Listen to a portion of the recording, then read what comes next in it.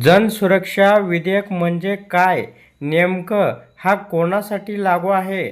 संपूर्ण माहिती या व्हिडिओच्या माध्यमातून आपल्याला पाहायला मिळणार आहे. महाराष्ट्र विशेष जनसुरक्षा विधेयक विधानसभेत बहुमताने मंजूर करण्यात आले. हे विधेयक देशाच्या अंतर्गत सुरक्षेच्या दृष्टीने महत्त्वाचे आहे. संविधान विरोधी माओवादी चळवळ, नक्षलवाद्यांना प्रतिबंध करण्यासाठी हे विधेयक असल्याचं मुख्यमंत्री देवेंद्र फडणवीस यांनी सांगितलं. हे विधेयक चर्चेअंती सभागृहाने बहुमताने मंजूर केले आहे. आता जनसुरक्षा विधेयकासाठी महसूल मंत्री चंद्रशेखर बावनकुळे यांच्या अध्यक्षतेखाली दोन्ही सभागृहाच्या सदस्यांची समिती स्थापन करण्यात आली होती. समितीने सुचवलेल्या सूचनांना अंतर्भाव करीत मुख्यमंत्री श्री फडणवीस यांनी हे विधेयक विधानसभेत मांडले आहे. नागरिकांना सुरक्षित वातावरण निर्माण करून देण्यासाठी हा कायदा आहे. मुख्यमंत्री देवेंद्र फडणवीस म्हणाले की भारतातील नक्षल प्रभावित राज्य असलेल्या आंध्र प्रदेश, तेलंगणा, छत्तीसगड या राज्यांमध्ये आधीच असा कायदा अस्तित्वात आहे.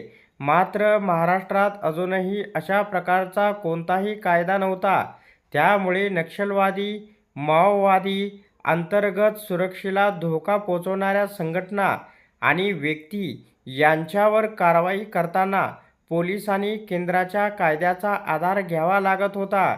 जनसुरक्षा कायदा हा अजामीनपात्र आणि प्रतिबंधात्मक कायदा आहे. या कायद्यामुळे कोणाच्याही अभिव्यक्ती स्वातंत्र्यावर गदा येणार नाही. नागरिकांना सुरक्षित वातावरण निर्माण करून देण्यासाठीच हा कायदा करण्यात येत आहे. तर जनसुरक्षा कायदा प्रामुख्याने अंतर्गत सुरक्षेशी संबंधित असल्याचं सांगत मुख्यमंत्री म्हणाले की या कायद्याचा मुख्य उद्देश नक्षलवादी, माओवादी आणि अंतर्गत सुरक्षेला धोका निर्माण करणाऱ्या संघटना आणि व्यक्तीवर कारवाई करणे आहे.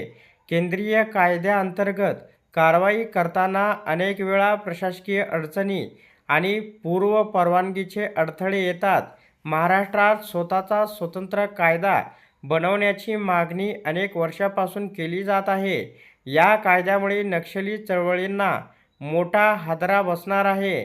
या कायद्याअंतर्गत सुरक्षिततेला धोका निर्माण करणाऱ्या संघटनेशी संबंधित व्यक्ती आणि नक्षलवादी आणि माओवादी संघटनांवर कारवाई केली जाणार असल्याचं मुख्यमंत्री यांनी म्हटलं आहे.